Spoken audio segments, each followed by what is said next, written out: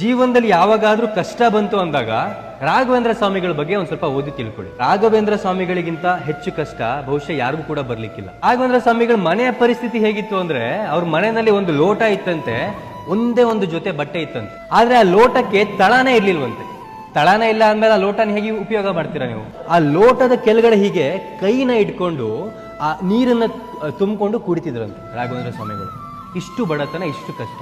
ಅವರ ಮನೆಯಲ್ಲಿ ದೀಪಕ್ಕೆ ಎಣ್ಣೆ ಹಾಕುವಷ್ಟು ಕೂಡ ಅವ್ರ ಹತ್ರ ದುಡ್ಡಿರ್ಲಿಲ್ಲ. ಸೊ ರಾಘವೇಂದ್ರ ಸ್ವಾಮಿಗಳು ಏನ್ ಮಾಡ್ತಿದ್ರಂತೆ, ರಾತ್ರಿ ಹೊತ್ತು ಆ ದೀಪ ಇನ್ನೇನು ಆರ್ತಿದೆ ಅಂದಾಗ ಒಂದಷ್ಟು ಒಣಗಿರೋ ಎಲೆಗಳನ್ನ ತಂದು ಇಟ್ಕೊಂತಿದ್ರಂತೆ. ಸೊ ಅದರಿಂದ ಒಂದ್ ಎಲೆನ ಹಚ್ಕೊಳ್ಳೋದು, ಅಷ್ಟು ಶ್ಲೋಕಗಳನ್ನ ಹಿಂಗೆ ಇಟ್ಕೊಂಡು ಓದ್ಕೊಳ್ಳೋದು. ಅದಾದ್ಮೇಲೆ ಆ ಎಲೆ ಇನ್ನೇನು ಸುಟ್ಟೋಯ್ತು ಅನ್ನೋಷ್ಟರಲ್ಲಿ ಇನ್ನೊಂದು ಒಣಗಿರೋ ಎಲೆ ಎತ್ಕೊಳ್ಳೋದು, ಅದಕ್ಕೆ ಬೆಂಕಿ ಹಚ್ಕೊಳ್ಳೋದು, ಆ ದೀಪದಲ್ಲಿ ಒಂದಷ್ಟು ಹೊತ್ತು ಓದೋದು. ಹೀಗೆ ಮಾಡ್ತಾ ಮಾಡ್ತಾ ರಾತ್ರಿ ಇಡೀ ಓದ್ತಿದ್ರಂತೆ. ಅಷ್ಟೆಲ್ಲ ಕಷ್ಟಗಳು ಬಂದಾಗ ರಾಘವೇಂದ್ರ ಸ್ವಾಮಿಗಳು ನಮಗೆ ಯಾಕೆ ಇಷ್ಟು ಕಷ್ಟ ಬರ್ತಿದೆ ಅಂತ ಅವ್ರು ಯಾವಾಗ್ಲೂ ಯೋಚನೆ ಮಾಡೋದಿಲ್ಲ. ಎಲ್ಲವನ್ನು ಕೂಡ ನಗ್ನಗ್ತಾ ಎದುರಿಸ್ತಾರೆ.